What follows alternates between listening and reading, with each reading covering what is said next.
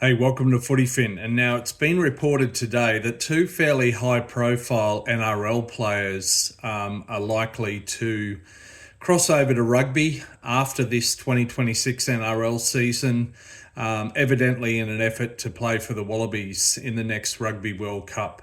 So I want to run over this, look back at a bit of history and highlight what I think are a couple of issues here.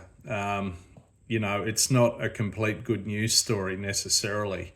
But yeah, the two players in question, both are contracted to the Sydney Roosters based in Bondi for this current 2026 NRL season that gets underway next month. They are Nawaqanitawase, who previously played for the Wallabies at the last Rugby World Cup, and then in disillusionment with Eddie Jones and Rugby Australia left and moved into the NRL. He will join a Japan Div 1 team after this NRL season. And now the other one is Angus Crichton, who hasn't played rugby in over a decade, since high school basically. He will join the Waratahs at for the 2027 season, which will kick off in over a year's time.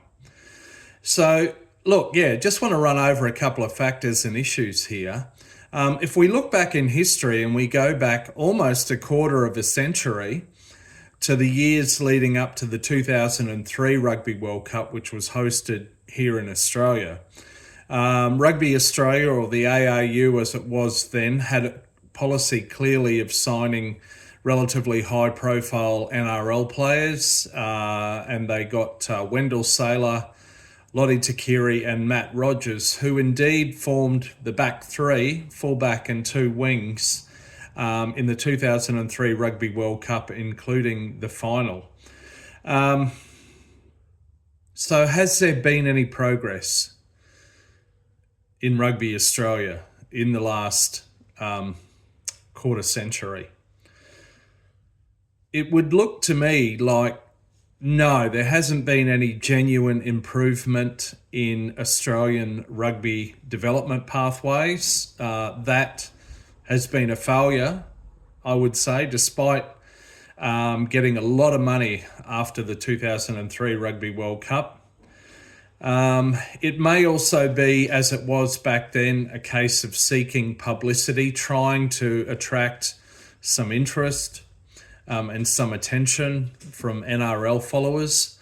There's probably a bit of that as well. But to me, it's an admission from Rugby Australia that, hey, we can't, quarter of a century on, we're still not really developing our own players very well.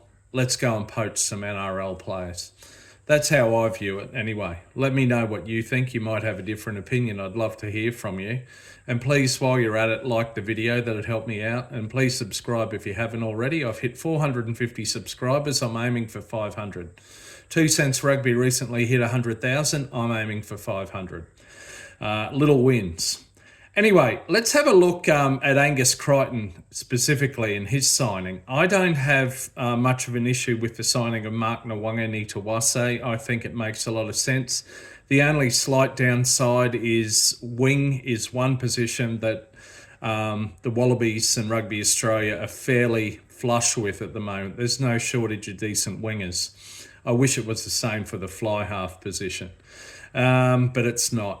But if we look at Angus Crichton, okay, let's just look at some facts here. By the time the 2027 Rugby World Cup rolls around, he will be almost 32 years old. He's had numerous successes in rugby league, in the NRL State of Origin, played for the Kangaroos, but with all due respect, he is past his prime, absolutely. In addition, by the time Rugby World Cup rolls around, it will be about 13 years since he last played the game. Now, I know he'll start pre-season training late in 2026. Again, it'll be about a dozen years since he last played the game, and that was at schoolboy level. And I believe by then he was already playing rugby league as well. And he'd signed with the South Sydney Rabbitohs at that point. So yeah, almost a dozen years since he's played. He'll have one Super Rugby season with the underperforming Waratahs. He'll be 31 years of age. Yeah, I don't know. Now, he's a forward. He plays out on the edge, which in rugby league equates somewhat to the centre position in many ways in terms of running attacking play.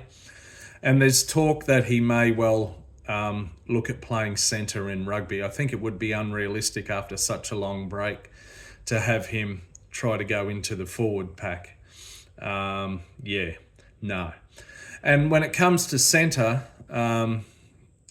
okay, we're not absolutely flush with centres in Rugby Australia, but there is a fairly established pairing of Ikitau and Sua'ali'i, although many, and I agree with this, think that Sua'ali'i should actually not be playing in the centres, but somewhere in the back three. So yeah, anyway, it's a bit of a weird one for me. Another day I'll tell you about Zach Lomax, who is an NRL player who signed a deal with R360 and now is basically left in limbo, sort of looking for a new NRL club to join. But yeah, I don't know. I'm not really sold on this. I think it's another bit of a fail from Rugby Australia, and not a fail only in the current era, but it reflects failure over the past quarter century or more. Anyway, I wish those men well, but as I say, they've got an NRL season with the Sydney Roosters to play out first. So that's it from me. I'm going to go find a rolling mold to stick my head into, but until the next video, I hope I'll see you there. Take care. See you.